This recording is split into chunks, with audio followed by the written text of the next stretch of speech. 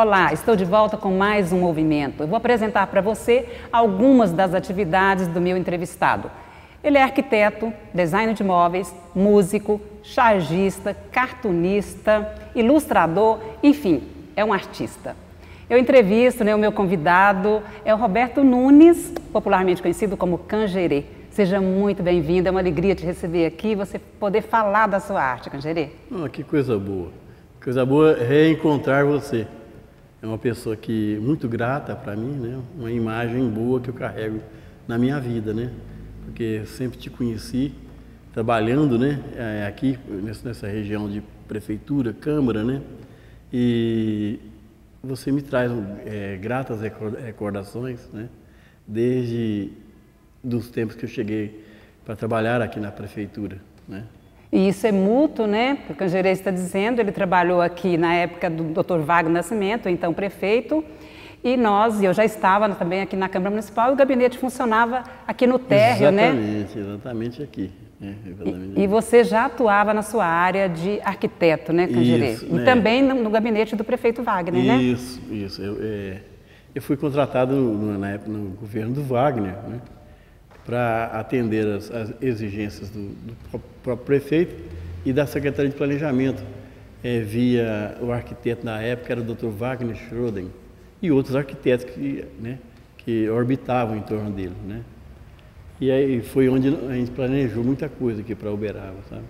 Entre esses planejamentos, essas obras que vocês desenharam e que estão aí, né, para que todos conheçam, algumas dá para você citar? O problema de separar o que era da prefeitura e que não era da prefeitura, quando se trata da pessoa do Wagner Nascimento, é muito difícil, porque ele era engenheiro do CDI e ele já estava elaborando os 3 DIs que existem hoje, sabe? E eu já era desenhista do Wagner. Antes disso, porque é bom você lembrar, porque ele também era engenheiro, ele né? era engenheiro e a equipe do Wagner que mediu onde é hoje a Fosferte, que era a fazenda né? Eu não lembro agora o nome dele, os DIs, o DI1, tudo isso, todo o arruamento, o projeto, né, para o CDI foi elaborado aqui. Para a equipe do Wagner, né? Do Wagner Nascimento com a equipe do Wagner Schroeder. Não, o Wagner Schroeder entra depois, para criar a mobilidade urbana de Uberaba, que foram os alargamentos das avenidas. A Avenida Leopoldina, ela deu sequência até lá onde é hoje Pontilhão, né? Que vai para o Bairro de Lourdes. Lourdes? Na época, hoje né? Vai para o Bairro de Lourdes. A Santana Borges, já foi projetado a Santa Beatriz aqui, né? Até no Chico Xavier. Nelson Freire também aqui do Amado do IP, que vai ter na Badia, né? Para dar vazão, tirar Uberaba desse centro, né? Para mostrar os bairros da cidade para Uberaba, né? E eu sou dessa época.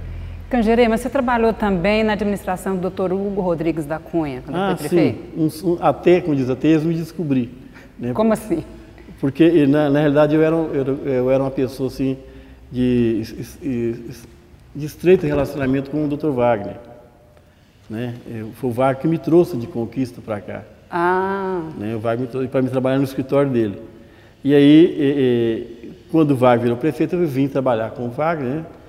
Eu entrei na prefeitura via Angra e fui para o gabinete do Wagner, do gabinete fui para a CEPLAN, né, que é a Secretaria de Planejamento, né,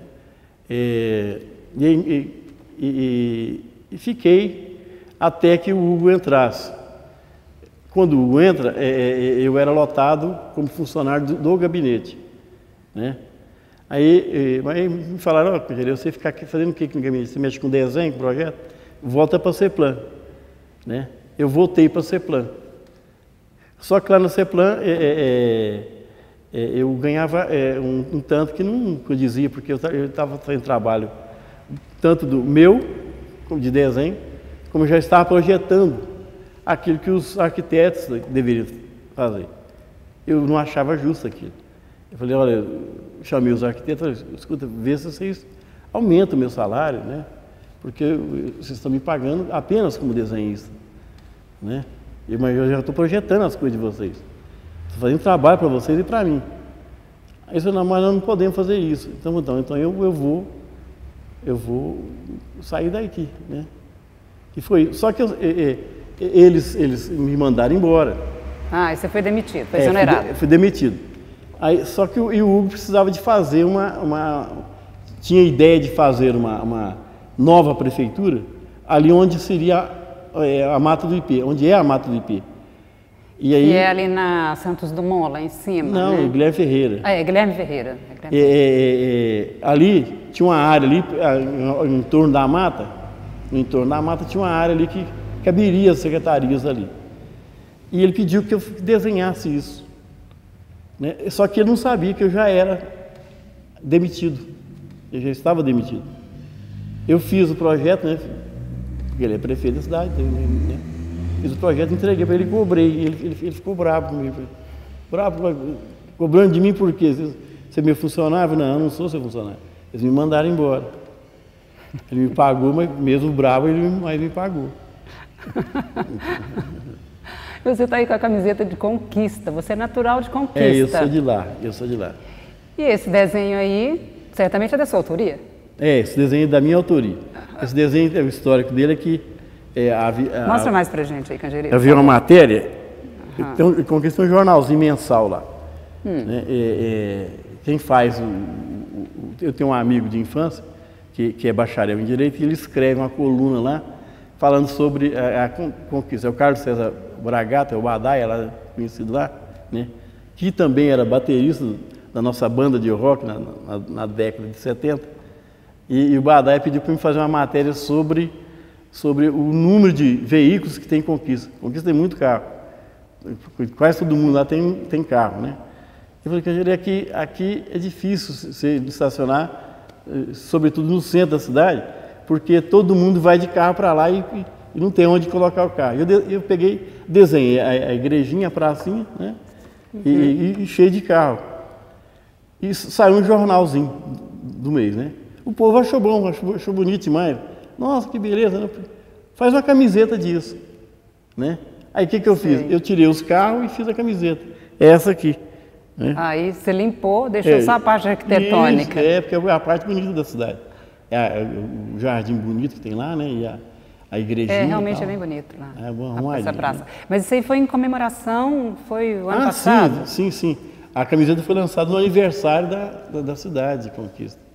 Ela foi lançada e vendeu muito mais de 100 camisetas de uma só vez. É interessante, gostei muito. Cangerê, quando foi que o Roberto foi se afastando e dando espaço para o Cangerê? Nós sabemos que o Cangerê é uma definição assim de um grupo de pessoas que se reúne... Vou fazer macumba. Vamos dizer que não seja macumba, mas religiões, né? Rituais de religiões. Uma mulher. A sua origem do seu nome é por isso? Como foi que surgiu? É engraçado, não tem nada a ver uma coisa com a outra. Na realidade, em Conquista havia 2 cinemas. E num desses cinemas passa um filme chamado Cangerê, né? E eu era adolescente. No filme Cangerê havia um niguinho que tinha uma bicicleta Philips, daquelas de guidão pequeno. Era exatamente a bicicleta que eu tinha. Eu andava na cidade com aquela bicicletinha, né? E quando passa o filme Cangerê, e tinha um menino chama até Pedrinho, né? Aí o cara falou assim, olha lá o Cangerê lá, né? Associou eu com a bicicleta andando, que tinha um menino da bicicleta do filme, né? E ficou Cangerê, né? Porque eu achei ruim de ter me chamado de Cangerê, né? Você achou ruim? Achei ruim. Aí pegou, pronto, né? Pegou. Mas eu até anotei aqui, Cangerê, que tem um trecho de uma música assim muito interessante, que é do Ari Barroso, que fala, tem esses versos que falam assim, ó, no tabuleiro da baiana, diz, no tabuleiro da baiana tem sedução, Cangerê, ilusão, candomblé para você. Famoso Cangerê, né? Famoso, A palavra é muito forte. A palavra é muito forte, como diz um amigo radialista aqui, né? Um amigo radialista chegou perto de mim e falou assim, você que é o Cangerê? Eu falei assim, sou eu. Ele falou assim, né? Nossa, tanta fama, mas é você? Ele falou assim, tanta fama por quê? Eu nem sei quem que é você, eu falei para ele. Tanta fama por quê? Eu nem sei quem que é você, porque você está achando que eu tenho tanta fama, né? E ele é radialista aí, nosso aí, né? Essa fama vem dos trabalhos também, né? Da sua inserção social, da sua participação na coletividade e de vários trabalhos que você presta. Você trabalhou no Jornal da Manhã, no Lavoura, no Jornais, praticamente em todos. Como diz anteriormente, né? Nos nossos comentários, eu falei assim, eu já trabalhei nos jornais que existiram, né? De longo tempo, e os efêmeros também, aqueles jornais em que apareciam, né? Até no jornal que o Gleibe Terra inventou uma vez, eu trabalhei nele, né? No jornal do Cícero Romão, trabalhei no jornal do Araguari, mexendo Cidade Livre. Cidade Livre, começou com o Luiz Gonzaga. Eu tive o Fox, aquele jornalzinho do Tarsis. Tarsis e Nárcio. Era essa o jornal Esquema do Nárcio, lá de Frutal. Eu ia para Frutal ilustrar o jornal Esquema, que abrangia toda a região do Triângulo Mineiro, né? O jornal Esquema. E depois a Angra tentou fazer um jornal, eu trabalhei nele.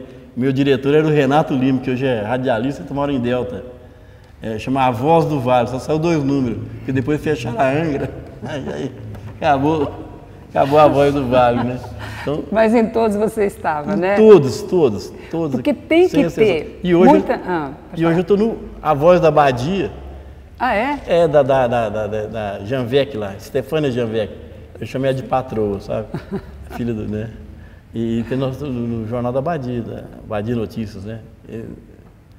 E para exercer essa sua profissão, essa sua atividade, tem que estar muito bem conectado, né? Tem que estar muito bem informado. Sim. E tem que ter, satirizar mesmo, né? Tem que ter essa veia cômica, sem ser agressivo, né? Sem ser. Quando que você começou a trabalhar nessa área, Cangerê?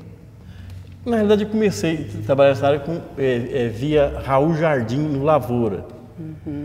Meu mestre também na profissão de jornalismo. O Tunico Carvalho?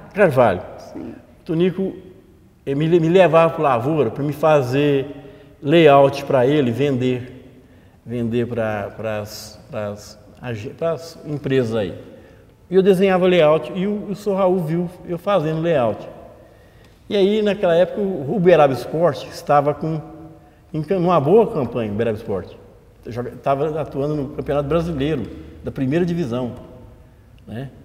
E aí o Uberaba estava ganhando de um outro time, e o Sr. Raul falou assim, pô, faz uma charge do Uberaba Esporte ganhando desses times, né? Falei, Sr. Raul, né? Aí desenhei o zebuzinho, né, com a marca do Uberaba Esporte, né? Chifrando lá o adversário dele, pisoteando o adversário, né? Eu fiz um desenho, o Sr. Raul pegou e imprimiu aquilo. Foi o meu primeiro desenho, assim como chargista, né? Aquilo fez efeito. Então toda vez que o Uberaba jogava, o Sr. Raul sugeria, ó, faz aí. Aí eu pegava e fazia, né? Daí para a charge política foi um pulo, né? Daí para a charge política foi um pulo.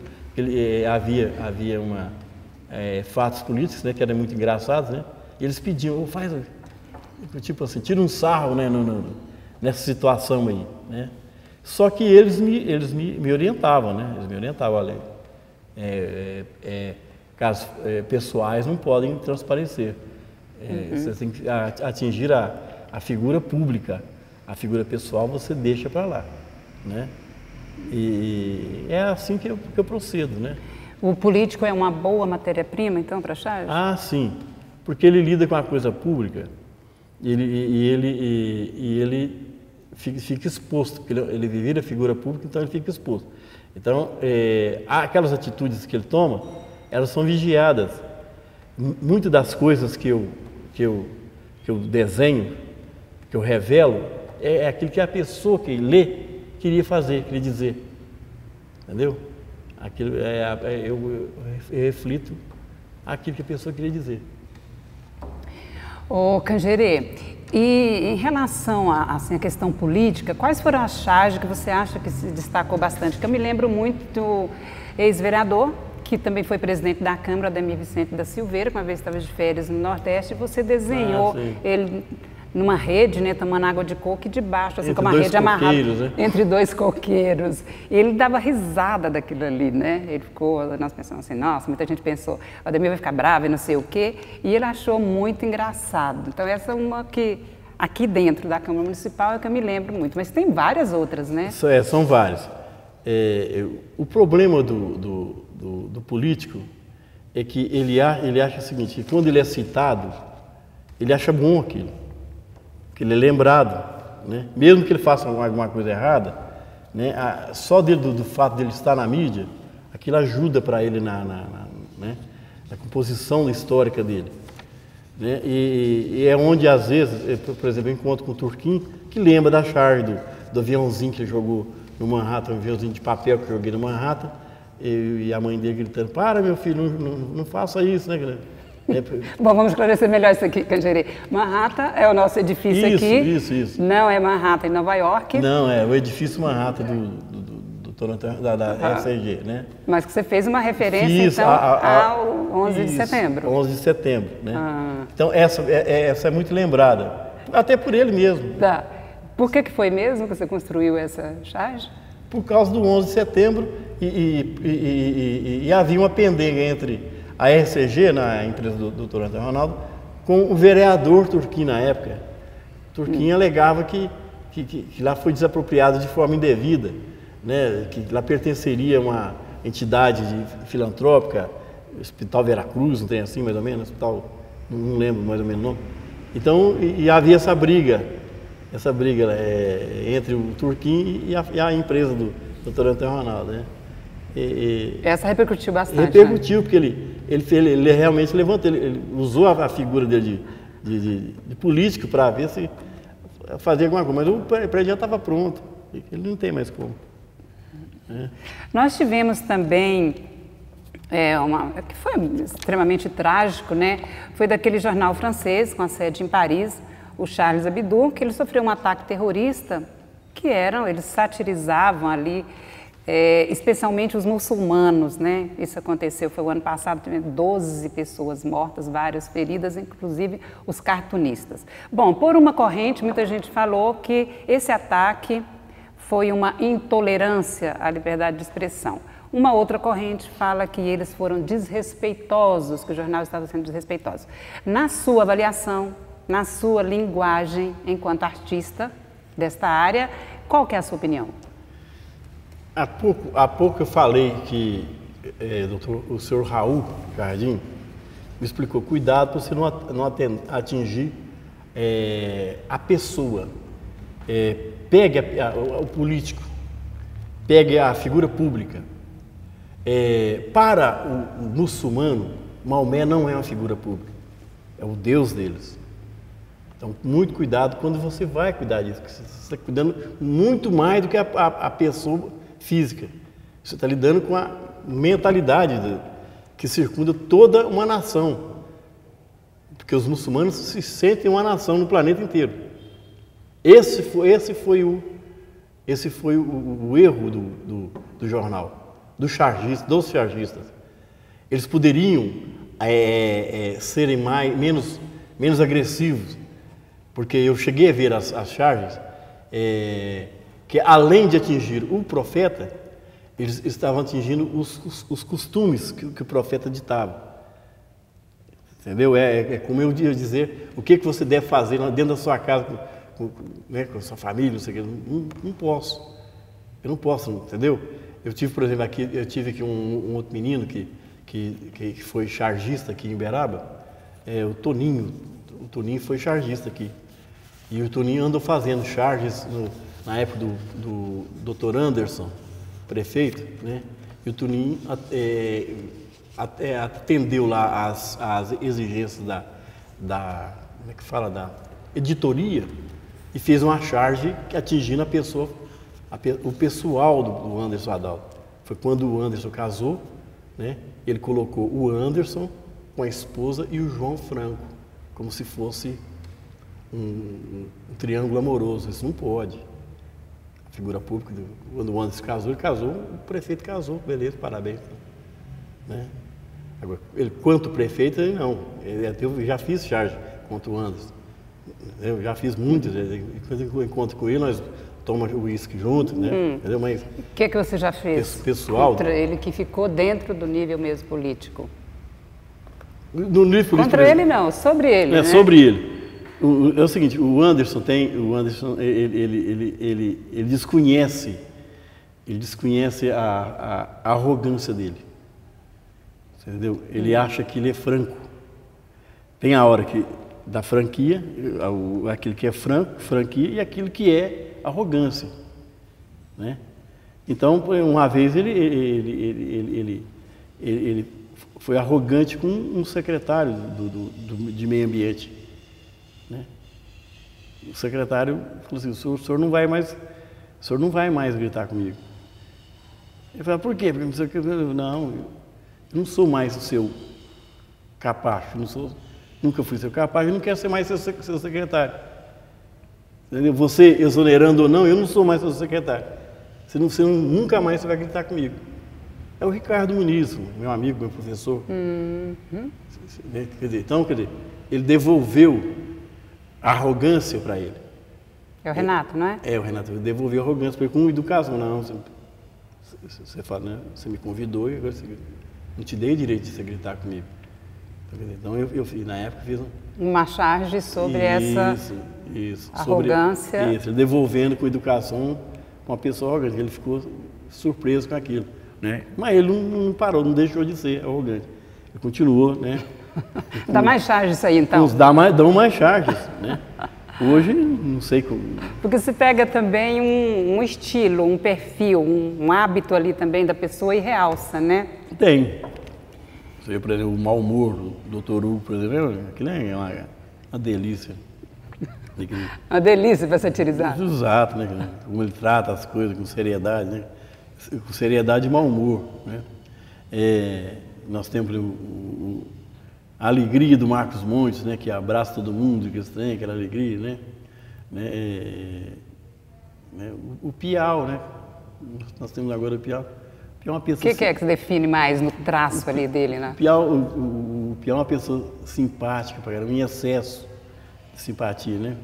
Então, como se diria, de tão simpático, de tão bonzinho, né? Ele acaba não ofendendo ninguém. Então, como se diz, ele não está fazendo nada para não atingir, às vezes, interesses de pessoas que não queriam que aquilo fosse feito, né?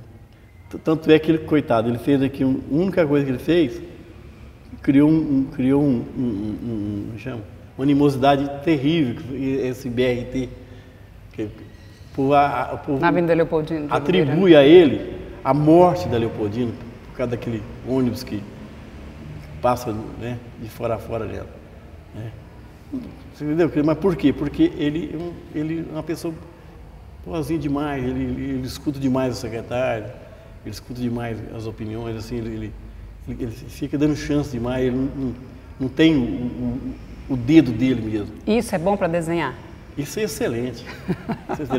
Porque esses dias para trás, está no jornal da Abadia, lá da menininha lá da Janviec, né? E aí, Stefânia, o Samir Cecílio colocou aí uns outdoor, né? Sim. Os outdoor cobrando o Piau. Você prometeu isso, prometeu aquilo. Aí, não sei, alguém da assessoria do Piau foi no juiz e mandou tirar né? Mandou tirar e piorou, porque, né? Que colocar lá o fiscal, por ordem judicial não pode mais, né?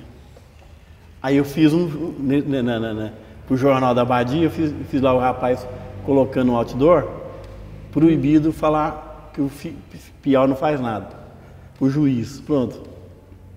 É uma charge, né? É uma charge, já deu matéria, né? Já deu matéria. Eu tenho aqui uma diferença assim, conceitual de cartoon, de charge. E o que eu encontrei aqui, Cangerê, Até no sentido mesmo de informação, no blog do Mundo da Arte, eu encontrei o seguinte conceito de cartoon, que pode ser escrito com 2 Os ou pode ser escrito com U, né?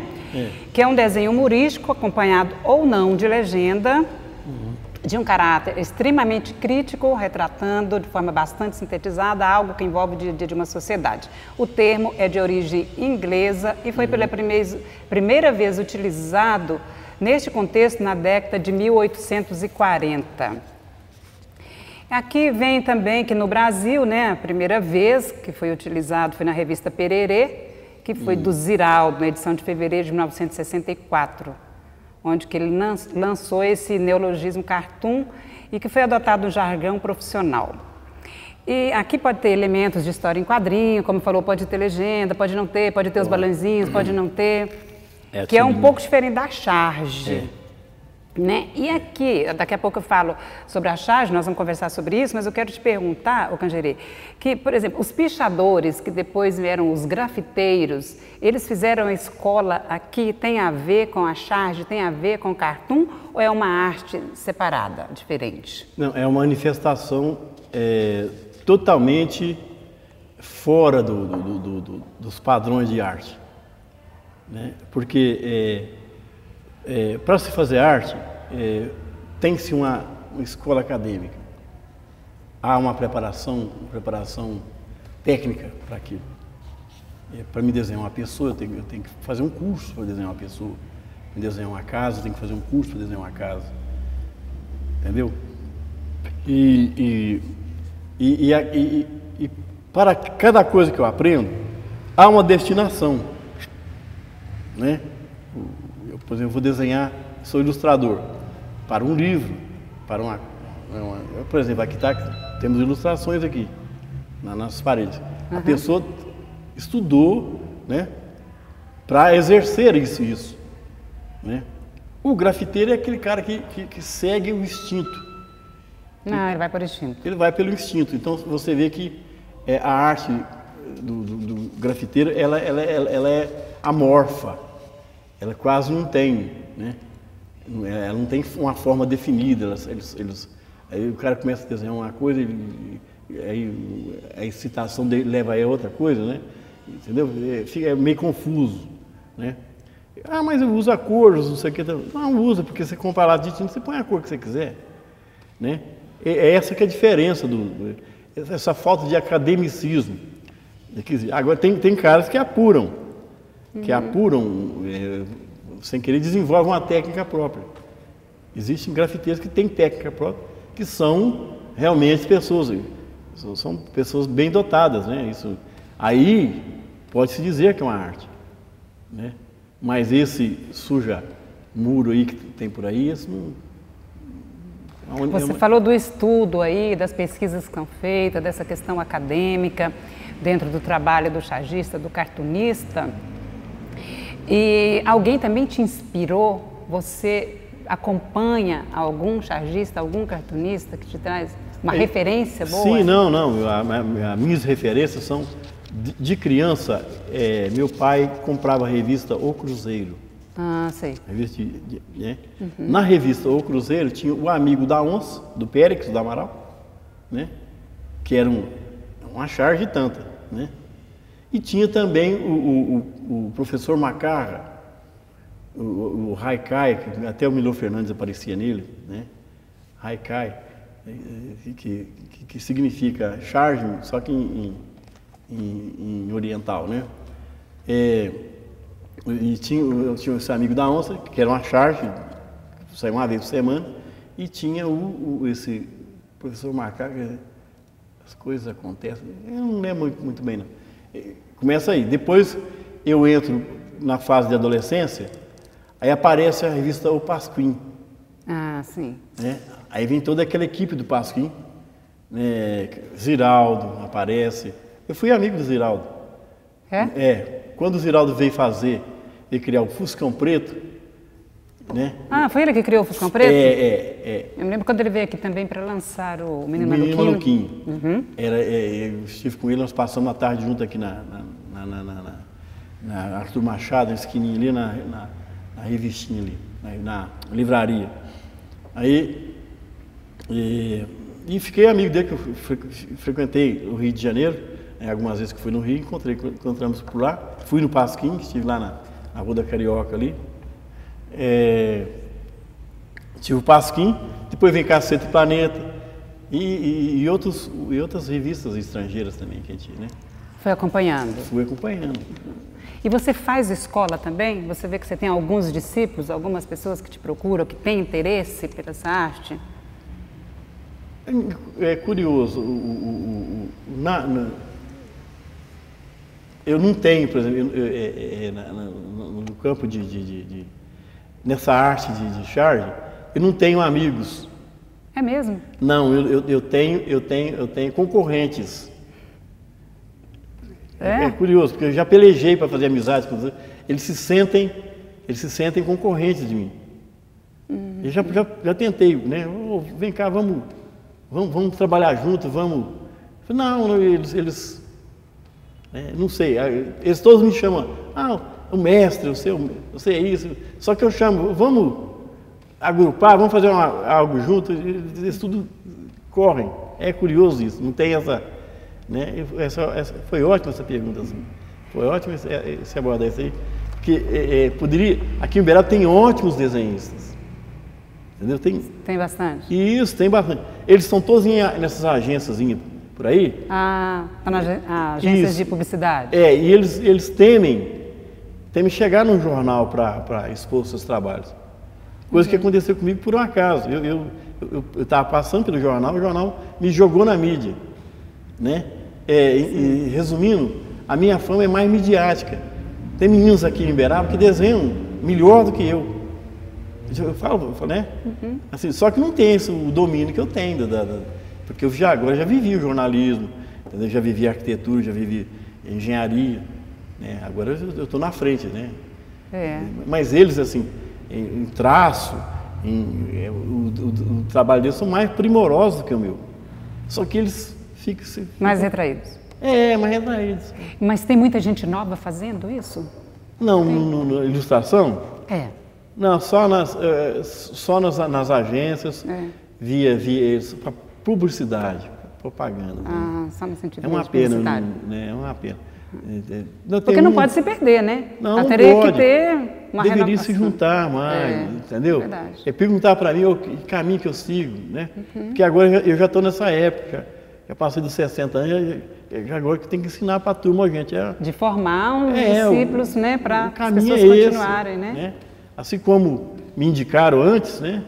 Agora estou na época de se indicar, mas eles não aparecem. Curioso. Vamos torcer para que Vamos torcer. Isso Quem aconteça, sabe né? eles me vendam aí. Já fiz esse apelo já em outras entrevistas, mas eles... Ô Cangerê, e a sua experiência enquanto designer de móveis? Como que foi? Ou ainda é? Você ainda faz? Não, porque eu desenho pro marceneiro. Tá. Eu desenho pro marceneiro. Marceneiro, para um decorador que indica. Isso. Mas você continua fazendo isso? Isso, eu faço. O marceneiro chega lá e fala, eu preciso de uma senhora que precisa de uma cozinha.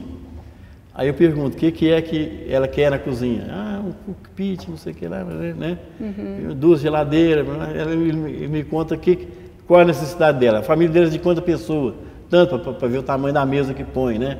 Aí, muito bem. Baseado nisso, eu faço uma sugestão de uma cozinha para aquela família, para aquele cliente, né?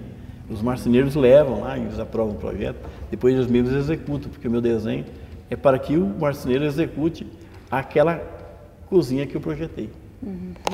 Vou falar aqui, como eu tinha comentado, né, sobre a charge, nós vamos conversar um pouquinho ainda sobre a sua questão musical, dos seus grupos.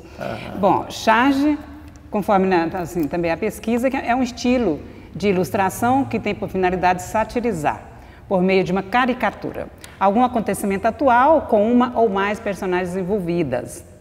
As charges elas foram criadas no princípio do século XIX por pessoas opostas a governos ou críticos políticos que queriam se expressar de forma jamais apresentada e inusitada. Foram reprimidos por governos, principalmente no Império, porém ganharam grande popularidade com a população, fato que acarretou sua existência até os tempos de hoje. Enfim, o cartoon, assim como a charge, é uma piada gráfica. O que diferencia uma arte da outra é que a charge está presa a acontecimentos mais recentes, portanto mais próxima do jornalismo, conforme o Cangerê explicou, e de certa forma ao jornalismo ela está atrelada. O cartoon é atemporal, né? Então, assim, resumindo tudo que você explicou aqui da maneira acadêmica mesmo, né? E vamos falar então da questão musical. Você teve banda de rock, você é músico, você toca instrumento, você canta. Como é que é esse seu passeio pela música? Volta ao passado, né? Vamos voltar ao passado. Volta ao passado. Eu sou de Conquista. E em Conquista apareceram as bandas de rock de Uberaba, Poligonais e Circular, que depois virou Mugstones. E Uberaba tinha muita banda de rock, né? Em que época? Década de 70, década de 60, final né? De 60 a 70. Década de 60, para ser mais... exatamente. Aí, porque os Beatles acabaram em 70, né? Os Beatles acabaram em 70. Então nós coincidimos com a época dos Beatles. Os Beatles duraram 8 anos, a minha banda durou 6. Né? Demorou menos. A minha bandinha de Conquista ela é muito parecida com a dos Beatles, porque dos 4 morreram 2 da minha banda, né? Tem 2. E sobrou exatamente. Nos Beatles sobraram o contrabaixista, que é o Paul McCartney, e o baterista, que é o Ringo Starr, né? Na minha banda sobrou eu, que era o contrabaixista, né? E o baterista, que é o Badaia. É muito parecido. A minha banda chamava Realmente. Os Mesmos. Os Mesmos? Os Mesmos, né? Eu era contrabaixista, né? E eu brinco com os meninos aqui em Uberaba, a turminha que toca nos bares, né? Que no meu tempo só tinha 3 contrabaixistas que cantavam, tocavam e cantavam, porque contrabaixista normalmente eles não cantam, né? O do Rolling Stone não canta, de banda quase nenhuma. Os únicos 3 contrabaixistas do mundo que tocavam e cantavam era o Sting, né? O Paul McCartney e o outro era eu. Os meninos acham engraçado, né? Só nós 3 que cantávamos na década de 60, né? Aí depois aparece o Paulo Ricardo cantando, o Nando Reis canta no Titãs, toca contrabaixo e canta. E vários outros contrabaixistas que pareciam. Lindamente ele canta. Né? Cantam pra caramba, né? Então, a nossa banda é o seguinte, ela surgiu porque naquela época todo mundo queria ter uma banda de rock, todo mundo queria ser né? E nós cantávamos na escolinha, sabe a turminha da escolinha, né? E apareceu lá entre nós, tinha um menino que sabia tocar violão, e ele me ensinou a tocar violão. O violão e a guitarra é a mesma coisa, né? E aí tinha um padre lá que precisava de que alguém tocasse na festinha dele. E o padre comprou os instrumentos para nós.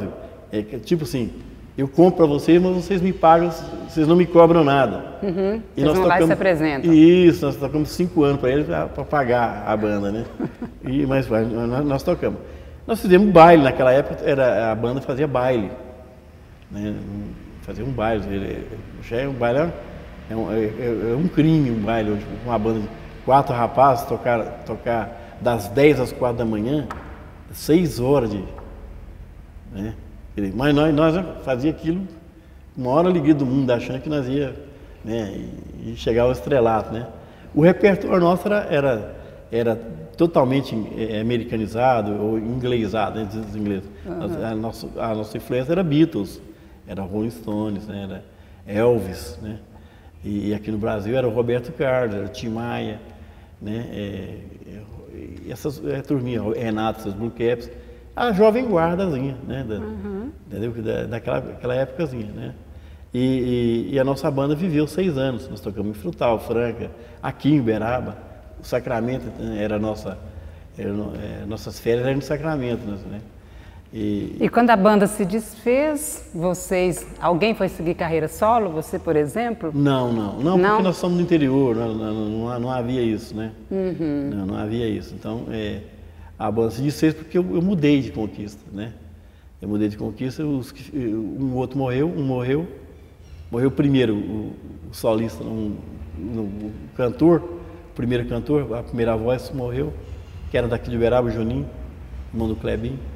Morreu, depois teve o Alonso da Silva Santos, que era filho morreu também, que foi marido, esposo da atual prefeita. De lá? Faleceu também. Nossa banda aí. E o Cangerê, só assim para a gente encerrar, assim, com toda a sua arte na comunicação e com a música, você é boêmio? O artista, ele busca o elemento dele na boemia. Porque o artista é aquela pessoa que vê e vive fora da normalidade. Ele não é um doido, ele só não é aquela pessoa que entra às 7 e sai às 11, entra às 1 e sai às 6. Ele não tem horário, ele, né? Ele nem pode ter. Você vê que a maior empresa hoje do mundo, ela lida com artistas como é que chama? Automação, né? Da tecnologia, como é que chama esse trem de computador? Né? Informática. O Bill Gates, o Jobs, quem trabalha para eles não tem horário, não tem dia, não tem. Trabalha a hora que quer, como quiser. Então, é a criatividade. Isso, é para criar, resolver e produzir. Né? Não se fala para uma pessoa, eu quero que você me crie uma lâmpada até manhã cedo.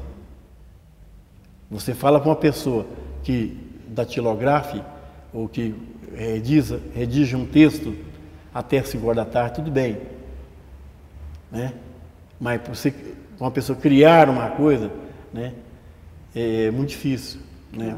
Porque você não pode forçar a pessoa, aquilo vem espontaneamente.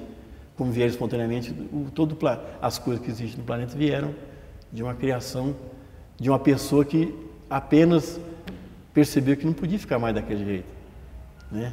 Então, hoje